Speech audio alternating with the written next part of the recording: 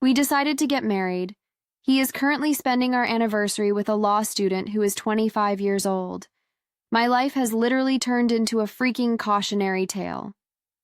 I'm Elaine, 34, and I suppose you could say that I'm dealing with the fallout from what at the time looked like a really good plan. To be honest, it seemed like the ideal option when Marcus and I made the decision to open our marriage a year ago. We had been married for 8 years and together since college, but let's face it, the spark wasn't simply gone. It was dead. Dead. Buried. As if we were essentially roommates who had obligatory sex every so often. You understand what I mean. I thought Marcus's eyes were going to burst out of his head when I blurted out, "What if we tried seeing other people?" One night after the kids had gone to bed. Then, however, an odd event occurred. He did not turn it off. We were up until 3 in the morning. As if we were emotional geniuses or something, we discussed it and established rules and limitations. The first rule was that our marriage always came first. The second rule was complete disclosure, no scheming. The third rule was not to fall in love with someone else. Easy, isn't it? We were so innocent, my God. I was desperate to get some excitement back into my life. And perhaps, well, certainly, I didn't believe Marcus would find a partner. He's really decent looking for a 36-year-old, but he's very predictable. To be honest, I assumed that within a week he would download an app, become overwhelmed, and give up. I was creating profiles on maybe 3 different applications in the meantime. I immediately got matches the very following day. Just some lighthearted encounters with no commitments. Exactly what I wanted. I was full of energy when I got home, and for a while, Marcus and I were actually getting along better. However, after roughly 2 months, Marcus began to behave differently, smiling at texts and checking his phone more frequently. I initially said, good for him. He eventually found a partner. But then Charmy, he began to talk about her. I wanted to roll my eyes at her name alone. In reality, who is Charmy? It sounds fabricated. He absolutely glowed when he told me one evening that she was in her 2nd year of law school. She received a summa cum laude degree from her undergraduate studies. He sounded as though he was really impressed. I apologize. I was too busy raising our children to complete my college education. But I kept my calm. As I answered, "That's terrific, honey. I'm delighted for you," I was thinking to myself. Really? A 25-year-old law student? Could you be more cliched? In any case, I assumed it would quickly fade. It got worse instead of going away. Marcus has a special date with Miss Perfect, and someone needs to watch our kids, so I'm abruptly canceling my plans for Friday night. Or I'm lying in bed at midnight, while Marcus and I talk on the phone in our bedroom, laughing and whispering to each other. He would give me this look as if I were being crazy when I asked him to take it somewhere else. Then came the receipts. A screaming Coach purse, chocolates, and flowers. At what time was Our anniversary last year was the last time he got me anything unrelated to the kids or household items. We watched Netflix and ordered takeout. That was it. But all of a sudden, he is Charmy's Mr. Romance. I wanted to hurl Marcus's phone across the room when he first showed me a photo of her. She was young, pretty in that carefree way that only 25-year-olds can be, and she had shiny hair and a perfect smile. She was wearing a fancy university sweatshirt and appeared to have never pushed out 2 children or gone 3 days without taking a shower because she was too exhausted. Marcus said, "Her parents are pretty well off," without a serious tone. In the meantime, we're still making payments on my student loans from the degree I never completed. They paid for her undergrad and now law school. Must be nice, right? I nodded and grinned as though I was truly delighted for him, but I was furious on the inside. This girl had it all: youth, education, parents who were well off, and now my husband's whole focus. I could see Marcus's entire face shift every time her name appeared on his phone. I no longer had that smile for myself. He began to reorganize our entire family life around her, which was the worst part. all of a sudden, he works late on Thursdays, but actually meets her for dinner, or he goes out for drinks with colleagues while continuously texting her. On our weekends, we had to compromise on whether he would spend more time with her or with us. He would tell me, "You see other people too," anytime I became irritated. However, that was not the same. I wasn't developing a completely different kind of connection. My hookups were just hookups. I made the decision to bring it up at dinner 2 weeks prior to our anniversary. Marcus didn't even look up from his phone when I said, "I was thinking maybe for our anniversary we could get a sitter and go out somewhere nice. It's been a while since we've had a real date night." He said, "When's our anniversary again?" after 8 years of marriage, but he was unable to recall the exact day. Charming. "January 31st, I said, attempting to avoid sounding irritated. "Thursday after next." He looked up at last, and I saw right away that something was off. When he was ready to say something I wouldn't like, his eyebrows would do that thing. I gazed at him, waiting for the joke. "Actually," he began, putting his phone down, "I made plans with Charmy that night." One did not exist. He sighed, as if I were being crazy, and said, "You made plans with her on our wedding anniversary?" "It's to make up for missing her birthday. Last week. I was swamped with that project at work and too exhausted to go out. Remember, she was really understanding about it, but I promised I'd make it up to her, and our anniversary was the only night that worked for you too." My voice was rising. "We didn't do anything for our anniversary last year," he responded. "At least you were home with your wife and children on your anniversary," I snarled.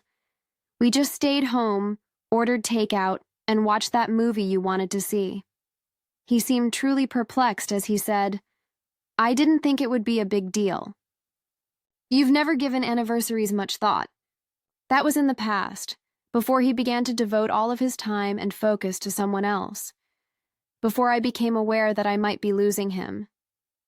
I pushed my dish aside and remarked, "Obviously, your girlfriend's missed birthday is more important than our wedding anniversary?" "Wonderful. It's to know my position." After several arguments, Marcus simply left me and entered the guest bedroom. From the living room, the children were staring at me with those big, worried eyes that make you feel like the worst parent ever. Something inside of me exploded at that moment. It's okay if Marcus wants to play this game. There could be 2 players. I picked up my phone and opened the dating apps I hadn't been using recently. I bought a new clothing I couldn't actually afford, set up 3 dates in 5 days, and began leaving Marcus with the kids with little justification. However, what is the reality? Those dates were terrible. I kept looking at my watch to see if Marcus had remembered to give the kids their vitamins or if they had completed their homework. I had been looking through Marcus's phone whenever I had, in the interim, were worse than I had anticipated. He sent her brief messages wishing her a good morning. They joked among themselves. He would share articles on subjects they had talked about. We hadn't had that kind of considerate conversation in years. The actual anniversary day then arrived. Marcus didn't mention it when he left that morning. Nothing. No card. No acknowledgement. After putting the kids to bed, I sat on our couch and alternated between sobbing and being. He came home from work, washed, changed into a wonderful button-down that I had gotten him last Christmas, and left with hardly a "don't wait up." I did something I'm not proud of at about 11 o'clock at night. I sent him a text message saying, "I hope you're enjoying spending our day with her." He didn't reply until nearly midnight, saying, "Please don't do this. We'll chat tomorrow." I was waiting for Marcus to get home the following day. The children spent the night at my mother's house. As soon as he entered, I remarked, "We need to talk. This isn't functioning." "Elaine, what isn't working?" he inquired. "This arrangement. This chick is making you fall in love. That wasn't part of the deal." He gave me a considerable amount of time to think. "We could see other people, which was the deal. What I'm doing is that." I retorted, "The agreement was that our marriage comes first. However, you're investing all of your time, money, and energy in her." He retorted, "And you've been going on dates all week to try to make me jealous." My face flushed. That's not the same. How? Elaine, how is it different? He pushed, not falling in love with anyone else. I didn't mean for the words to sound so loud. There was silence in the room. Too silent. "And you believe that I am?" He spoke in a dangerously quiet tone. Marcus combed through his hair there. "Well, hanging out with Charmy. She makes me laugh, is intelligent, and is fascinating. Is that illegal? When you're married to me, that is." He chuckled bitterly. "Elaine, you desired an open marriage.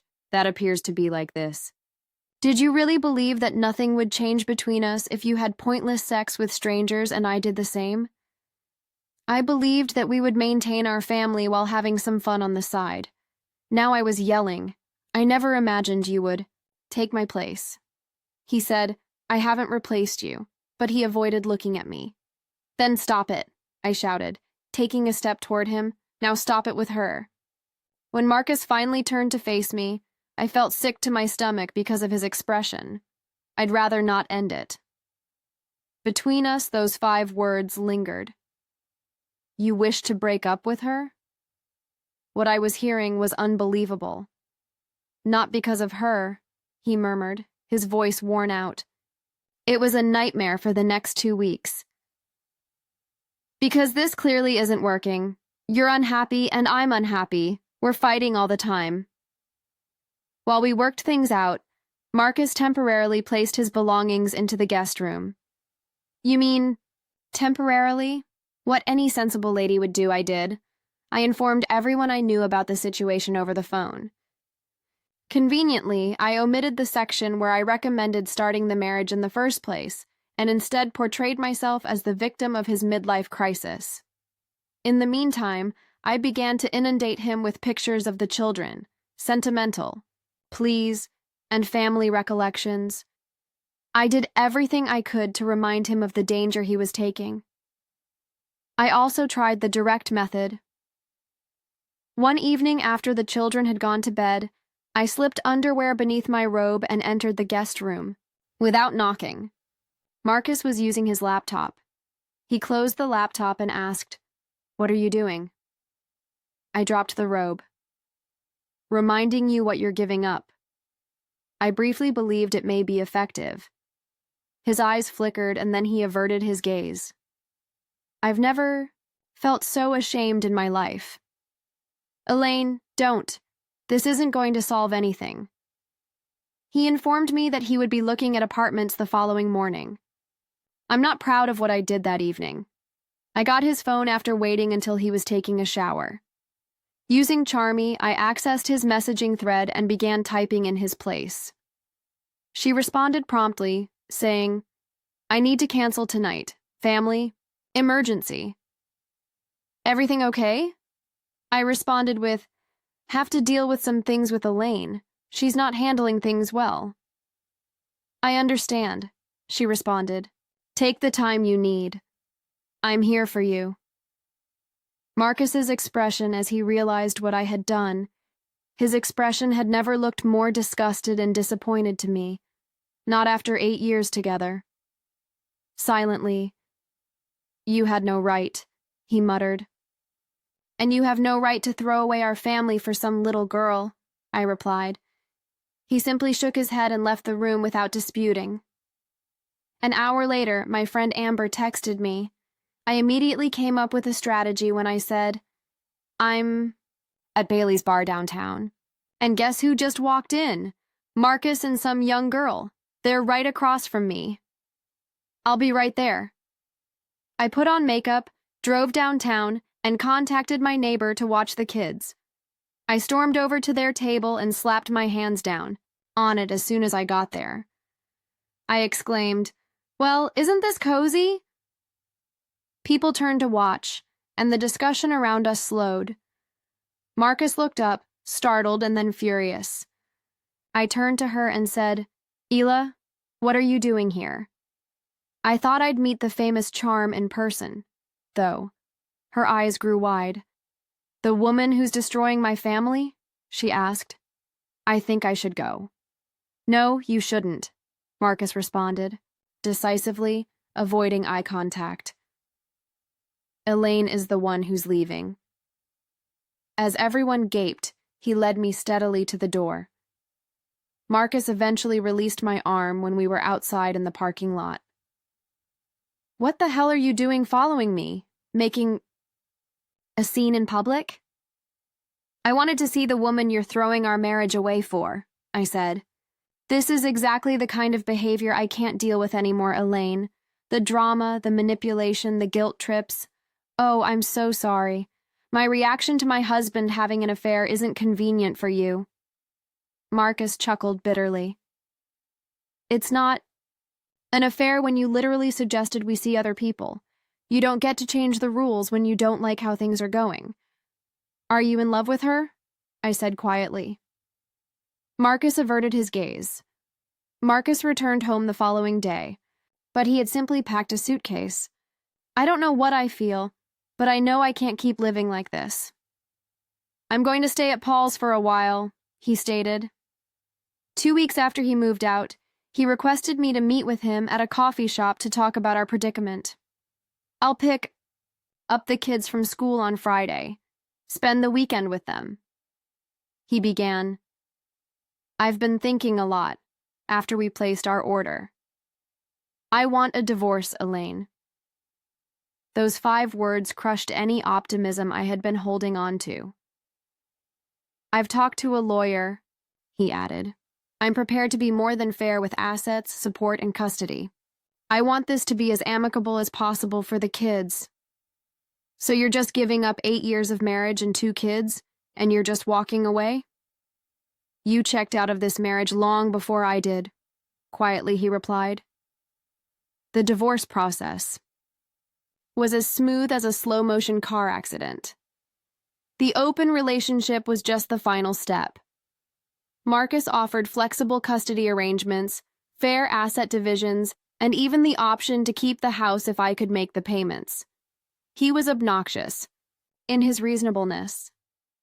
Charm, meanwhile, was settling into my kids' lives. When they got home from the weekend with Marcus, they would chat about Dad's friend who helped them with their homework or prepared chocolate chip pancakes. Charm had even braided her hair like a princess, according to my daughter. I once yelled, "She's not their mother," as Marcus was dropping them off. Calmly, he continued, "No one's trying to replace you, Elaine. But she's part of their lives now, and she cares about them."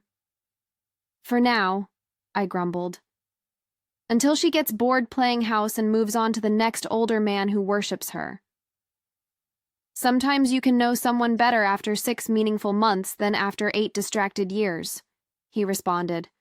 And those remarks hurt more than any insult, because they were true. I made another attempt at dating once the divorce was official. However, every man I encountered seemed to be missing in some way.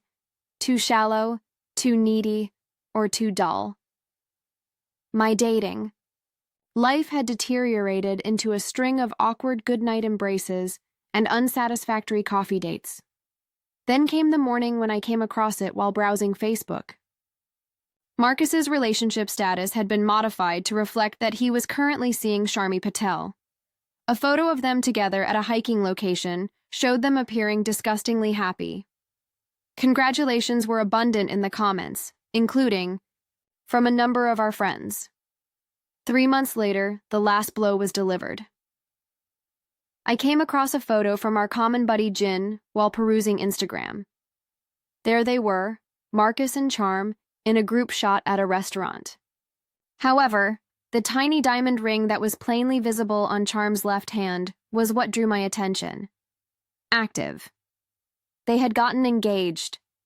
As if it had burned me, I dropped my phone. I picked up my keys and drove to Marcus's place without giving it any thought.